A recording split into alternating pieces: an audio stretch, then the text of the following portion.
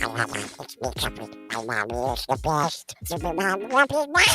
She helps mommy get those smiles back, the giggles back, and the sparkle back. You wait for the show. Brush. Get ready for it's super slippery and super strong. Welcome to my Global Healing for the Soul podcast, sponsored by myself, Robin Stoltman, as I am America's #1 fertility and parenting mindset expert. I'm also a transformational resilience speaker, a coach and trainer for businesses and individuals. I'm also an author and a supermom of 11 biological children, having 8 C-sections in a row after overcoming infertility that I had over 5 years, using my own fertility mindset revolution program that I created, with this being season number 6, episode number 30, where every week I feature different guests to help empower you to become the best version of yourself through different methods you may not have heard of or even thought of. So be sure to like, share, comment, and subscribe to Healing for the Soul podcast, and keep coming back for more. Now today, I have my guest, Katherine Sellery, and she has been 20 years guiding parents, educators, and leaders through powerful mindset shifts that transform the way we communicate, connect, and lead. And her journey started as a mom who wanted something more than just the power struggles and disconnection.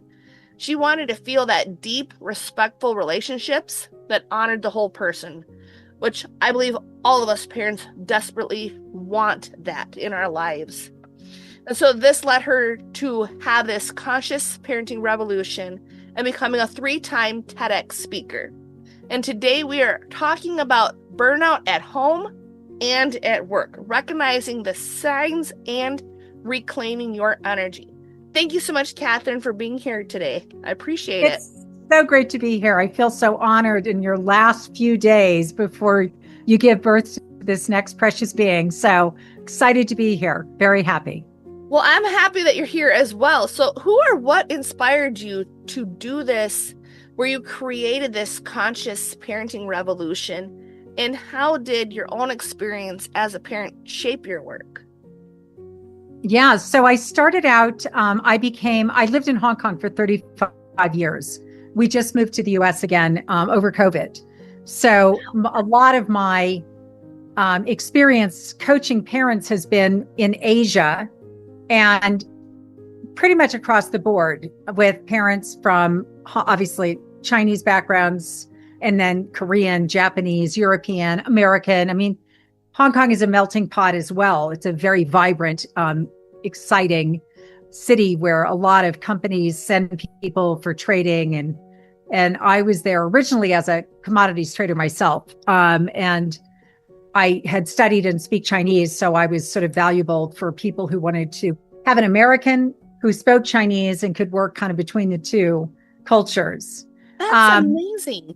So it's really interesting. And because I had that, just literally that place of being in that city with this cross section of so many different parents, it gave me an opportunity to just sort of feel into how different is it for different nationalities, or do we all kind of face the same upbringing? And because a lot of times people would say, oh, well, I could see that working in an American context, but that wouldn't work for Japanese, Chinese, Korean, European. And I was like, well, I think that actually it's more about humanity than anything else. And so for myself, we had our first, and after a couple of years, we were my husband and I were kind of just deer in headlights. What do we do? There's is a behavior. We need some kind of a response to it. Neither one of us were good about if you don't, threatening kind of language, this is going to happen to you. And so we needed to find a way for conflict resolution to happen. If we weren't going to use that way, then what way was it that we would feel comfortable with? So I trained first and taught parent effectiveness training, which is Dr. Thomas Gordon's work. He was nominated for the Nobel Peace Prize 3 times. He's kind of the giant in the field of parenting communication. He's sort of who everybody has built programs around. So I was lucky to train and bring that program to Asia for a long time. And at some point, I was introduced to nonviolent communication and Dr. Marshall Rosenberg's work. And Rosenberg and Gordon are both coming from the same song sheet. And they're both trained by Carl Rogers at the University of Chicago. And Carl Rogers was the founder of sort of client-focused therapy, which then evolved into child-focused approaches to guidance. And nonviolent communication was so powerful as a perspective. It's a way of looking at the world. It's a way of looking at behavior. And it basically is the foundation of saying behavior isn't good, bad, right, wrong. Behavior is a reflection of something. And the more people are experiencing problems internally, the more it shows up externally. And so it's taking that perspective of looking at behavior as an inside job. So what's the underlying unmet need for which this is your tragic expression? So rather than working from the outside in, we work from the inside out. And it's a framework which really helps if you look at the world from the perspective of everything is a behavior that's either trying to meet a need or it's a reflection of an unmet need. True. And feelings and needs is the language of nonviolent communication, where you strip out judgment and you strip out blame, and you get down to like the essence of the core of non-blameful descriptions of behavior. So that's kind of the foundation, as well as, recognizing at some point there was more than what I was working with in Gordon, that there was more around communication and conflict resolution. And the Center for Nonviolent Conflict Resolution is really the foundation of restorative justice. And Marshall Rosenberg was the father of restorative justice in the American prison system and one of the most powerful forces for restorative justice in communication across the board. It's a different way of resolving conflict. Yeah, it definitely sounds like it, to be able to, because you are right, like even with the hypnosis that I'm trained in, it's like everything comes from the inside. It's not on the outside like what society thinks that it is. It's internally what's going on that's driving that behavior, and then the thoughts drive the behavior. And it's like, how can we change that? So then outside, because it's not outside ourselves, but it's like, how can we change inside to see that outside what we do want to have happen? Exactly. So I understand that part.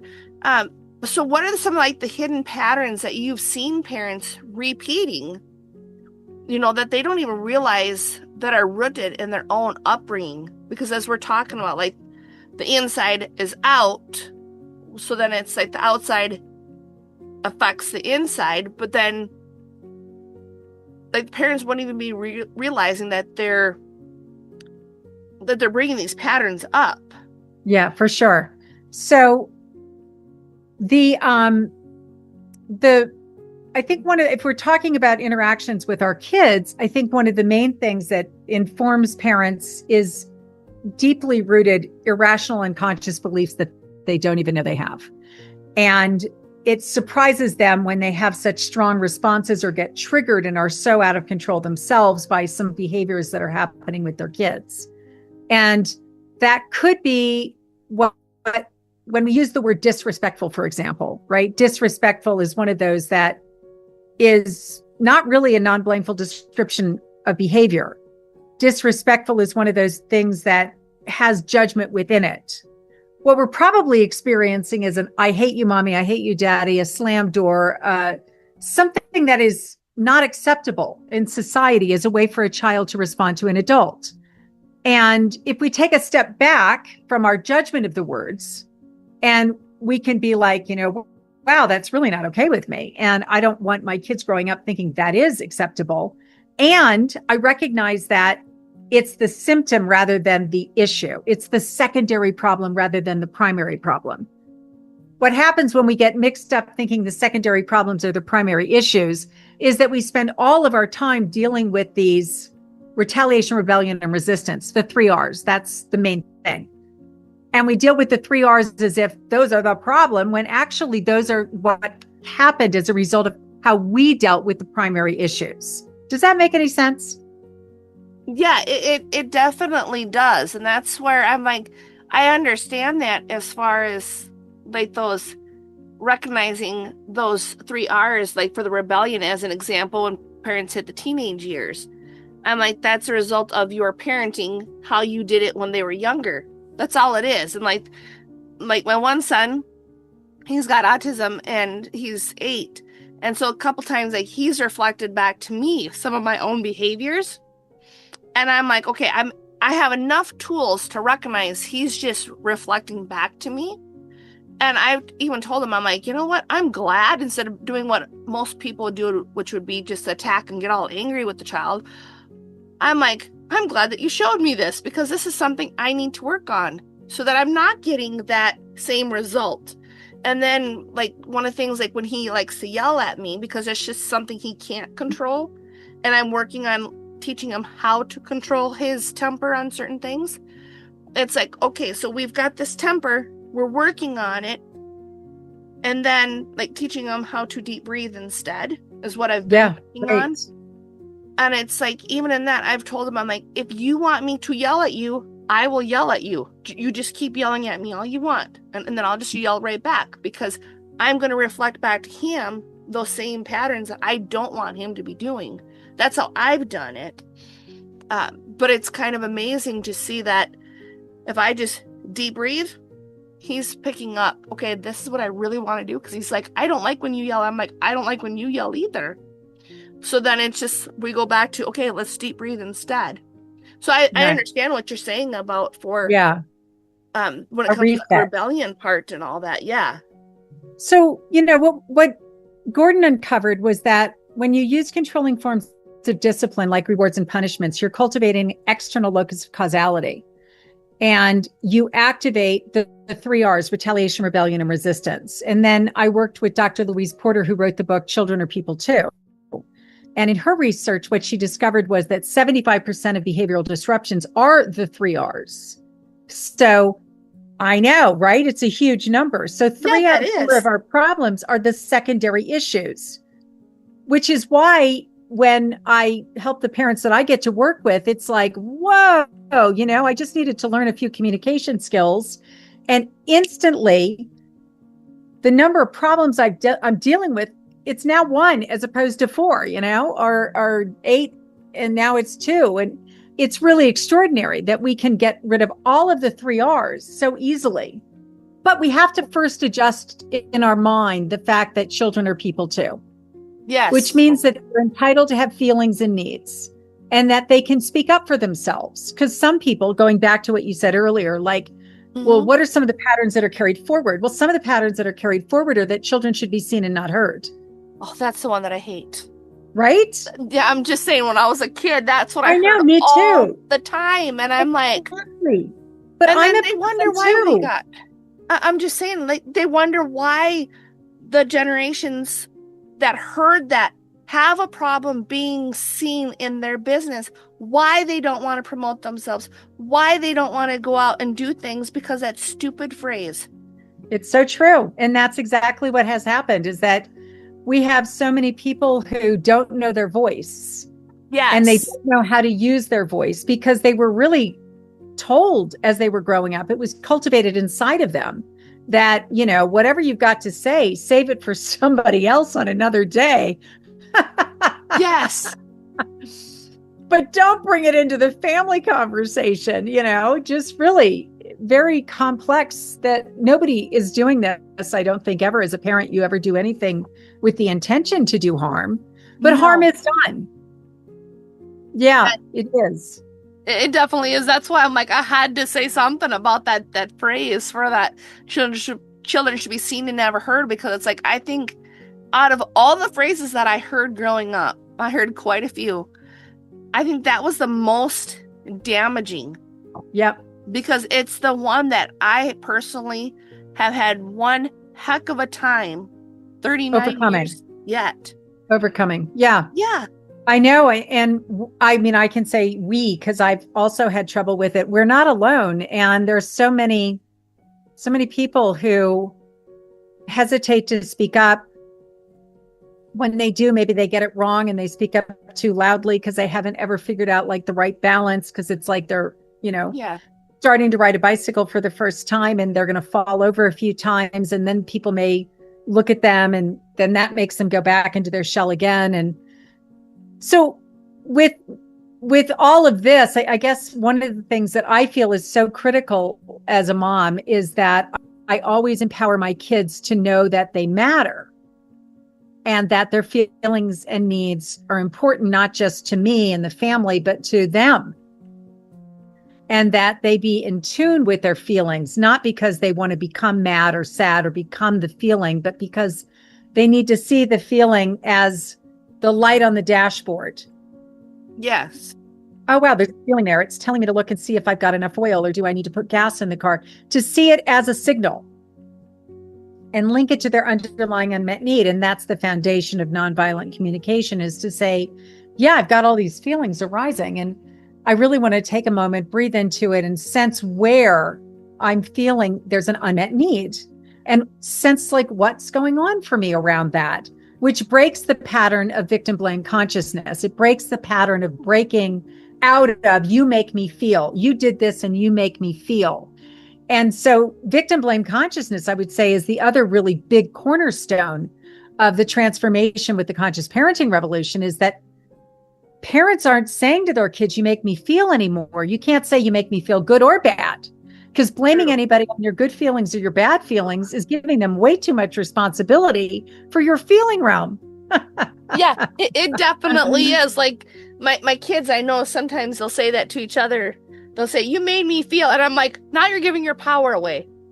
So then they start laughing at each other. You gave me your power. And I'm like, okay, you guys are not using it correctly, but that's okay. I'm just like, trying to help them. Because I know, like, one of the things that I've noticed in like the struggling that can happen at times is being able, because we talked about like the feelings, but then being able to recognize those signs of that burnout that a person does experience, especially as an entrepreneur, for like that burnout between home and work, like with the kids, and then making sure that the kids don't pick up on that, but then teaching the kids how to handle that. Yeah. So I guess, it gets us back to sort of this core issue of, how do I take care of myself in relationship to my kids, in relationship to my business, my colleagues, my neighbors, my partner. And they kind of tie in to that thing we were talking about a minute ago of, if you have grown up in an environment in which your own speaking of your own self is discouraged in the family system, then taking care of yourself is probably discouraged too.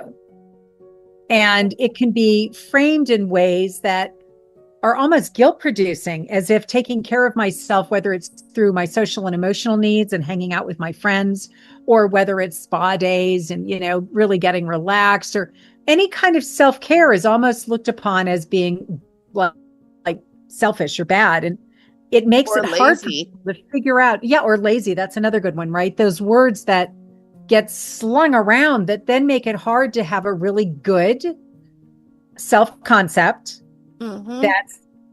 that is cultivating self-care and allowing time for it without feeling guilty. Yeah. Yeah. I definitely agree. That's why I'm like, I had to throw the lazy in there, because I'm like, I think it was one room that I'm like, I threw out that word of like how many people have felt lazy, and the adults, it didn't matter the age on any of them, because they were a lot older or younger. I just said that one word upset the entire room of full-grown adults.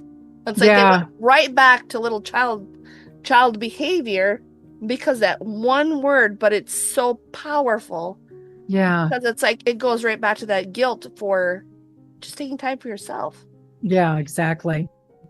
And so these are the ways in which you can see the transgenerational trauma, where you can see the patterns are being projected onto the other person, that is just kind of like a deer in headlights, not understanding what's going on. How can that be? Yeah, it's helpful, I guess, when you allow yourself to not be perfect. It's True. helpful to give yourself room for your own flaws, mistakes, that as long as you don't get too wrapped up on, I have to be the most perfect parent and I can't make mistakes, or I can't allow my kids not to be perfect. Those are sort of the things that I think cultivate a lot of stress in people's lives, because they're impossible to live by. They're these True. standards that are just impossible to live by. So when we come up with these false principles and then hold ourselves to be responsible to these principles that are impossible to live by, we get stressed out. I'm almost thinking like that's what really leads to the burnout. It really does. It's our mind, isn't it? It's always our mind. We just have these problems with our mind. Yeah, that's why I'm like, I cannot remember if it was like the Ho'oponopono or something like that, where it's the lesson that I was learning was like, everything comes back to memories. Like if you could wipe memories, the problems wouldn't exist. Memories are so interesting, aren't they? Because we hold them. And, I've done a fair amount of NLP work as well. And maybe you have love too. NLP. Love NLP work. It's so powerful. It is. As well as just great, classic therapy. Also very useful. But just noticing, when we think about something like, do our eyes move to the left corner, to the right corner? What are ways that we can clear that energy, right? Because emotion, the body holds the score, right? The emotion stays in the body. There's just no way around it. And some of the work that also got integrated into my trainings is called focusing. And that was Eugene Gendlin's work. And so Gendlin was also at the University of Chicago. A lot of these guys all trained at the same time in history, and they all trained with Carl Rogers. And Gendlin looked at, what is it in this group of people where if they have therapy, they get better? And what is it about this group of people, if they have therapy, they don't get better? Like, what is it about the way that they're going into therapy that makes that difference? Which I thought was really interesting. And the thing that came out of it was that people who have that fixed mindset, they talk about things as though they're fixed. They can't change. Versus those who are more in wonder about it and grappling, like they don't have like nouns for things. They have more of a, I don't know, something about, and, they're exploring it, because Gendlin says everyone has within them their own next steps. So again, we're back to an internal locus of causality. It's not out there somewhere. There is no out there. It's all internal. And so our mindset obviously creates what the opportunities that we bring toward us. But then when we have those opportunities, what do we do with them? And if we're working from an internal locus of causality, we include the body. And we recognize that, I'm holding my tension in my chest or in my tummy, or it's right in my heart, and we begin to put a hand on it and integrate the physical with the mental and emotional. I love that, because it does put more of that mind-body connection to that, because that's 100% like what it is. Because like when you said earlier, the body keeps score. It definitely does. And people wonder why they've got like for my husband, for example, high blood pressure. He's like, well, it's just in the family. I'm like, no, it's not. I'm like, it's a choice. You get to choose how long you want to keep this. It's 100% a choice. And so that's where I'm like, I'm thinking about some of this as you're speaking. I'm like, there's like even arthritis. Everybody has it because it's a natural part of aging. But not everybody feels it. It's true. So it's like, well, why is that? Yeah. No, I mean, exactly. I mean, now we're getting into really fun territory where you've got multiple personalities, and one personality has to wear prescription glasses to read and the other one doesn't. And you're like, well, how did that happen? I mean, the power of the mind, it's truly beyond my comprehension. But I remember hearing once, my mind's a dangerous neighborhood and I shouldn't be allowed to go there alone. Well, that's true too. Because our minds are very powerful. And if we live in a negative mindset, we are really actually creating danger around us, which brings us back to things like mindfulness and mindfulness stress reduction. And what are the ways that we manage our mind so that we can be aware of it and the things that it's coughing up and trying to get us duped into believing are true, and our ability to stay bigger than the mind, bigger than what's bugging us, staying so grounded in, knowledge that we are able to look at it and go, well, I know that's not true. I'm not going to go, get away. Stop that. I don't believe that. Not for 1 minute. Yeah, because I know that's one of the things that I've been doing myself is that when I catch the negative thoughts, I swear that's the hardest part sometimes. I've been doing this for 7 years, but even at that, it's the hardest part is catching the negative thoughts and releasing them. As soon as it's the catch and release. Yeah. Catch it, release it, let it go. Just, okay, we don't know, but just keep going. So then it's constantly flipping my brain to the positive, because I grew up all negative and I'm still surrounded by negative. There's more negative, unfortunately, in this world than there is positive, but it's constantly looking for the positive in things.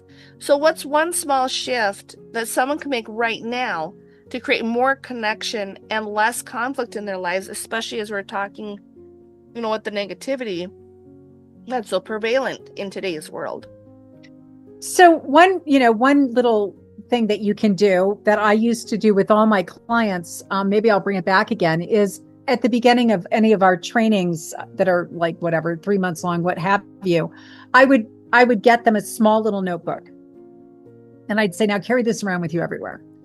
And I want you to get really good at the practice of noticing your thoughts. And just like you said, and basically what you're going to do, it's called phenomenology, right? Phenomenology is that looking at and the study of how I think about things. And so write it down. Write down and just, literally write it down and look at it wow, can you believe some of the garbage that my mind has? Where did that come from? And you just take the power away from it. You don't come down hard on yourself. It's not your fault. I mean, it's really not. No. We don't really know where thoughts originate. I think about it, and the thing that I resonate the most with is this idea that we can affect our prana. Prana is, our life force energy. And yes, people raise their prana through different types of practices.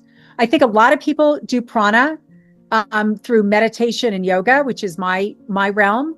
Other people may get that through exercise. I think runners probably get that runner's high, which I'll never know what that's like. Me either. I don't like running. Even when I was smaller. I'll never know. I can tell you right now, that one is just not going to be a part of my life experience forever. So if you raise your prana, you are literally vibrating at a different frequency. And so you're tuned into a different way of thinking about everything. And when you get really heavy in, negative thoughts, it's a different channel. And the good news is that you can get off the channel. But sometimes what happens when you're on that channel is that you begin to think that it's true, or that this is the only channel there is. And I guess I would encourage people, it's real. Obviously, when people have literally been diagnosed with depression, this is where they're living. Yes, it is. Living in the negativity, and there's something that's harder for them to overcome without maybe support or medication or what have you. But the minute we change that station, we change everything. The ability not to believe our thoughts, the ability to have feelings but not be my feelings, to recognize that I'm back in command of myself, meaning I have a higher self that is the one that is really running my life. And I'm being dragged by it rather than being dragged through the mud by my feeling realm, or dragged through the mud by my thought realm. I have thoughts, I have feelings, they're not who I am. So it's that identification piece.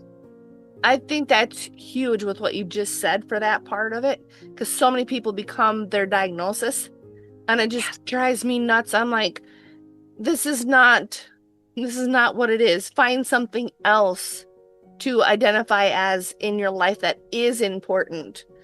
Because it's sad and it's tragic at the same. It's more tragic than anything that people think that their diagnosis is like a superpower, or it's like these other things, and it's like, no, there's so much more to you than what you think that's there. That limited identity. Yeah. Yes.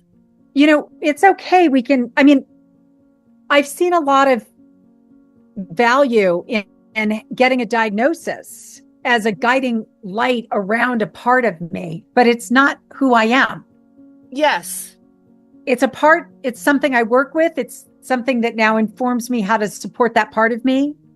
And so I'm really grateful to have that insight into a way to support that something in me without, again, becoming identified with that something in me. Yes.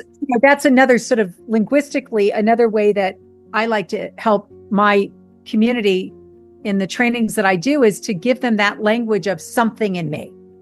Yes. There's something in me. There's a part of me that's, really struggling with this dynamic or with that thing. And it gives us a context to hold it in that is not the personalized, I'm feeling this, I'm that, that whole thing. That's where we just go, woof, down the river, honey. Yeah. Yeah, I would agree with you. So then, before we close our show today, what's the best way for our audience to get in contact with you so that they can be a part of this community that you have? Yeah. Well, there is a family Lifeline free group that we run inside of the Conscious Parenting Revolution. And for your show notes, I'll send you a link so people can join that. And it's really a place to just get support day to day. I'm having this experience, and anybody else ever had that before? That kind of a thing. For people who are worried about a dynamic that may have been really important to them, and they're sensing that there's a breakdown that they are not going to just live with anymore, then they might want to join my 90-day family reset. So there's, that's a coaching program I run every week. And the consciousparentingrevolution.com is the website. And I have freeparentingbook.com, which you can go to and download 7 strategies to keep your relationship with your kids from hitting the boiling point. And I give my Amazon bestseller away. Awesome. Well, thank you so much today, Katherine. I really appreciate not just your time and energy, but our audience as well. So I want to encourage everybody to follow, like, share this Healing for the Soul podcast episode today. Thank you so much, Katherine. Thank you. It was so fun. That's all for now, folks. Thanks for listening to Thank You for Fun. Help that fall bucket to strive. Quack, quack! Bye-bye. Well, we'll next time. Now you got it.